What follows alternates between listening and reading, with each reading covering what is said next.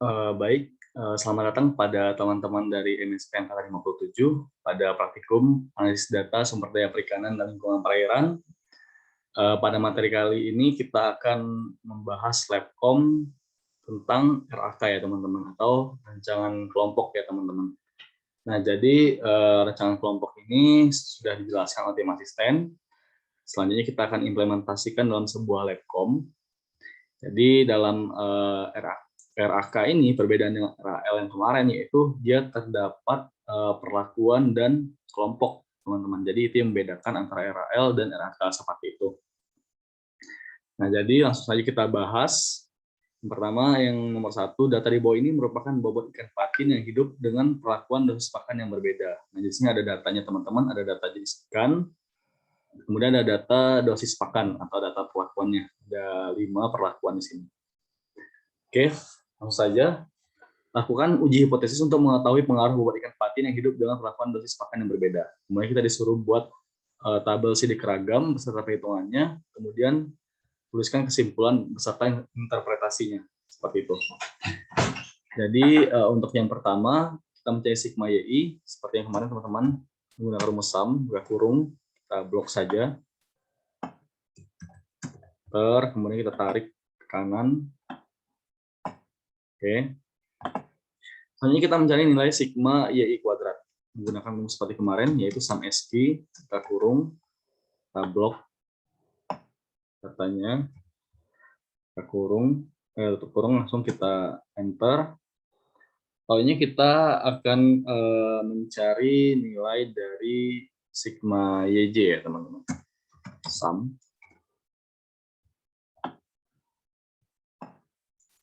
Kurung, kemudian kita tarik saja. Nah, kalau sigma YJ kuadrat kita menggunakan rumus SUM SQ, kita kurung dari nilai ini ya teman-teman.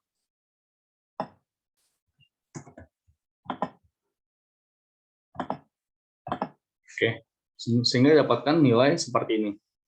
Kemudian kita mencari perlakuan dan kelompok. Perlakuan itu adalah disimpulkan dengan I, sedangkan kelompok J ya teman-teman.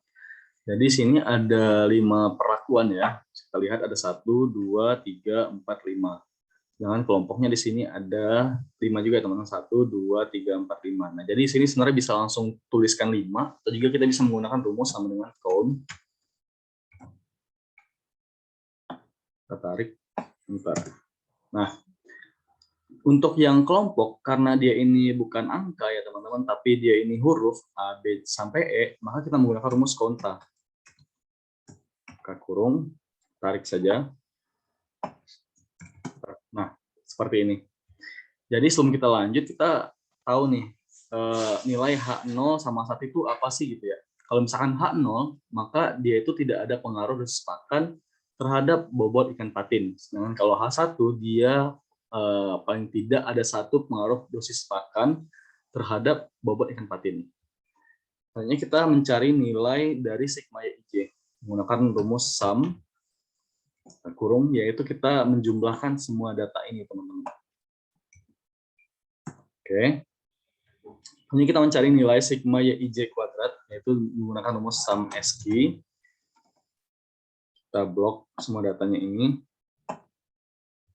sehingga dapatkan hasil seperti ini. Nah, teman-teman tahu kan kalau misalkan ini yang sigma YIJ ini adalah pangkat dari ini ya. Maksudnya penjumlahan dari semua data ini. Sedangkan kalau sigma YIJ kuadrat itu bukan kuadrat, bukan ini dijumlahin terus dikuadratkan seperti itu, tapi 5 kuadrat tambah 12 kuadrat sampai 12 pangkat 2 gitu ya teman-teman. Oke, hanya kita akan mencari nilai dari FK. Nah, seperti yang kemarin rumusnya sama dengan kita pertama kali buka kurung terlebih dahulu, masukkan nilai sigma YIJ. Sigma YIJ, kemudian kita tutup kurung, kita pangkatkan 2, kemudian kita bagi, dan buka kurung lagi, yaitu nilai dari I dikali J. Oke, tutup kurung. Sehingga didapatkan hasilnya seperti ini ya teman-teman, 41216400. Jangan lupa ya teman-teman selalu menggunakan 4 angka di belakang koma. Seperti itu. Jadi kita akan mencari tabel sirik ragam. Nah, di sini kita buat tabel seperti ini terlebih dahulu. Ada SK, ada DB, JK, ada KT, FI, dan FTEP. Kemudian ada perlakuan, ada kelompok, ada sisa dan total. Sini ada tambahan ya teman-teman, ada pertambahan dari kelompok. Oke, untuk yang pertama kita mencari nilai DBP. DBP kita menggunakan rumus sama dengan, kalau DBP itu kita I dikurang 1. I dikurang 1. Sehingga dapatkan hasilnya 4. Selanjutnya kita mencari DBK, yaitu sama dengan J kurang 1. Kemudian kita mencari nilai DBS, yaitu sama dengan buka kurung nilai dari I dikurang 1. I dikurang 1 atau kurung. Kemudian kita kali, buka kurung lagi, nilai dari J dikurang 1. Sehingga didapatkan hasil seperti ini. Kemudian dari DBT ini kita menggunakan rumus sama dengan buka kurung nilai dari I dikali J tutup kurung dikurang 1. Sehingga kita dapat hasilnya 24. Oke, selanjutnya kita akan mencari nilai dari JKP. JKP adalah sama dengan, kita buka kurung terlebih dahulu, nilai dari sigma YI kuadrat. Sigma YI kuadrat ini ya teman-teman. Kemudian kita bagi dengan nilai J. Kemudian kita tutup kurung, dikurang nilai dari FK. Oke, sehingga kita enter, dapat hasilnya 3157600. Kemudian kita mencari nilai JKK, yaitu kita menggunakan rumus hampir sama ya teman-teman, sama dengan buka kurung. JKK ini adalah sigma YJ kuadrat ya teman-teman, sigma YJ kuadrat. Berarti kita menggunakan rumus yang ini. Sigma YJ kuadrat, kemudian kita bagi dengan nilai I. Oke, kemudian tutup kurung, kita kurang dengan FK. Sehingga dapatkan hasilnya 249,7600. Selanjutnya kita akan mencari nilai dari JKS. Nah, nilai JKS di sini kita skipkan terlebih dahulu ya teman-teman, karena untuk mendapatkan nilai JKS ini kita harus mencari nilai JKT terlebih dahulu. Jadi kita mencari nilai JKT ya teman-teman, yaitu kita menggunakan rumus sama dengan sigma YIJ kuadrat dikurang FK. Sehingga kita dapat hasilnya 701,3600. Hanya kita mencari nilai JKS, yaitu menggunakan rumus sama dengan JKT dikurang nilai JKP, kemudian kita kurang dengan JKK. Sehingga dapatnya hasilnya 135,8400 ya teman-teman. Oke, selanjutnya kita akan mencari nilai dari KTP. Nah, KTP di sini kita menggunakan rumus JKP sama dengan JKP dibagi DBP. Oke, begitu juga dengan sebenarnya bisa kita tarik saja ya teman-teman, karena rumusnya sama. Oke, seperti ini. Jadi rumus dari JKK ini adalah KTK maksud saya, itu adalah JKK dibagi DBP. DBK ya maksud saya, maaf teman-teman. Jadi rumus dari KTK ini adalah JKK dibagi DBK, seperti itu. Kemudian kalau kita mencari KTS itu menggunakan rumus JKS dibagi DBS. Oke. Oke, selanjutnya kita mencari nilai dari F-hit ya teman-teman. Nah, rumus F-hit sendiri kita mencari dari F-hit perlakuan sama dengan KTP dibagi dengan KTS. Oke, kemudian kita mencari nilai F-hit kelompok, yaitu KTK dibagi KTS. Oke, sudah didapatkan hasil seperti ini. Kemudian kita mencari nilai dari F-tab. Nah, ini hampir sama ya rumusnya dengan kemarin teman-teman, yaitu sama dengan fin V buka kurung alfanya berapa? 0,05. Kita koma. Kemudian kita masukkan nilai dari DBP. Oke, ini DBP. Kemudian kita koma, maaf, maksudnya ini 0,5 dulu ya, 0,05, DBP. Oke, maaf, ada kesalahan. Kita coba lagi ya teman-teman, sama dengan fin V buka kurung 0,05 di koma, kemudian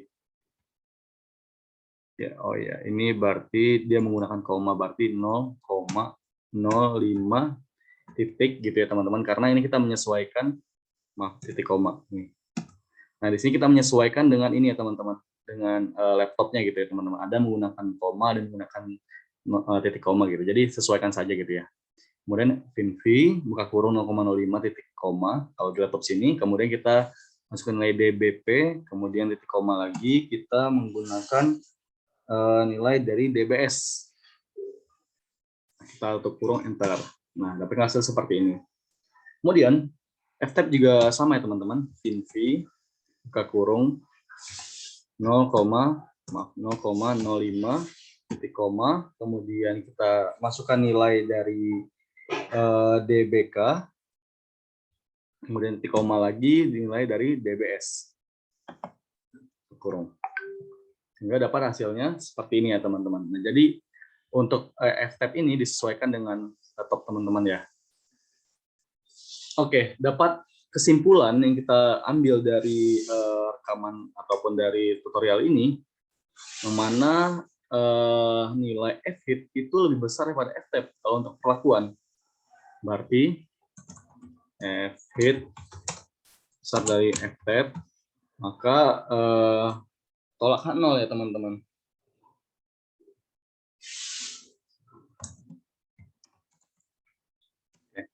Nah, kalau di sini yang F-hit yang untuk kelompok juga sama teman-teman.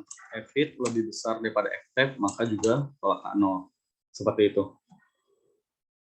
Oke, langsung saja kita interpretasikan hasil ini ya teman-teman, sesuai dengan kesimpulan ini.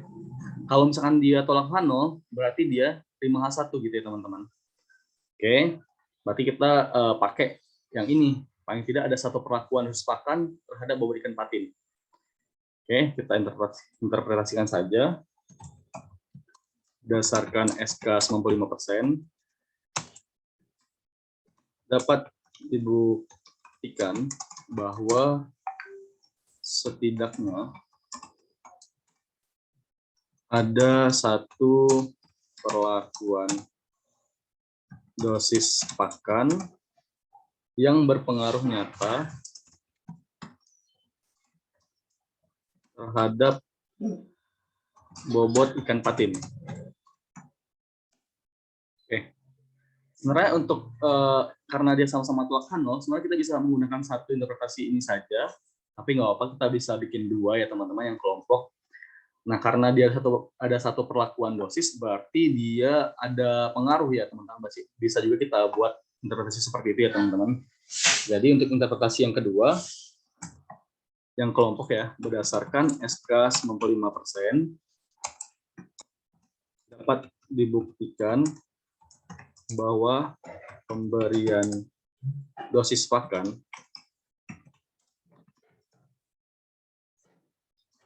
yang berbeda berpengaruh nyata pada bobot ikan patin.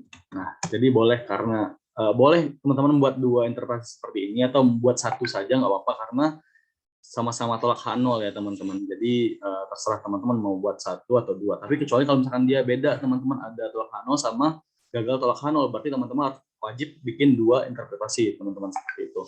Tapi di sini saya membuat dua biar teman-teman bisa belajar gitu ya, biar tahu maksud dari interpretasi dari kesimpulan tersebut gitu ya teman-teman. Oke, selanjutnya kita akan mencoba mencari dengan cara yang lebih cepat, teman-teman, yaitu kita menggunakan tabel ANOVA. Oke, teman-teman sudah download ya di data. Kemudian di data analisis ini kita buka. Nah, kita menggunakan ANOVA two factor without replication. Kemudian kita klik OK. Nah, jadi di input range itu kita masukkan nilai dari ini ya, teman-teman. Nilai yang tadi ini yang sudah didapatkan. Karena kita tidak masukkan label, jadi labelnya nggak usah kita checklist ya, teman-teman.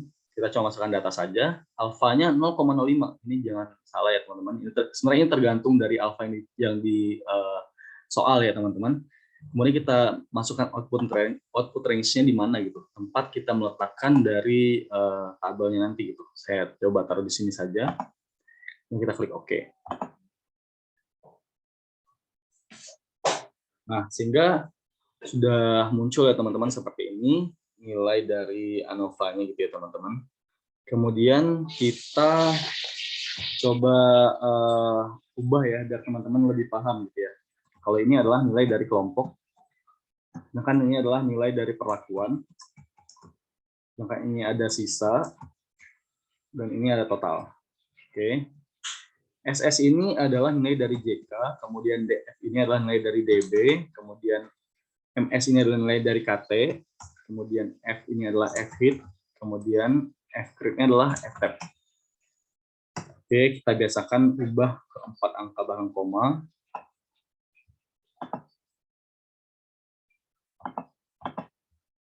Kemudian KT dan F hit-nya juga semuanya ya teman-teman, kita ubah 4 angka belakang koma.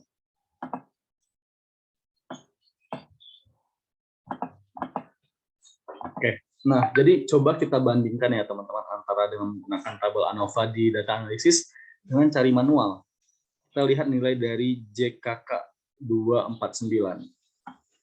JKK 249 sama, kemudian ada yang JKP 315, 135, 701. 315, 315, 135, 701 sama ya teman-teman. DB-nya 44, 16, 24. 44, 16, 24. Oke. Kemudian kita mencari nilai KT-nya ya teman-teman. Bisa kita lihat ada 62,44, kemudian ada 78 sama 8.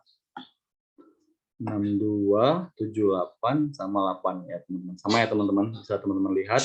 Kemudian F-nya 7,3545 untuk K. 7,3545 sama 9,2980. 9,2580. 2980. Oke, sama. Kemudian nilai F-tab 3,0069.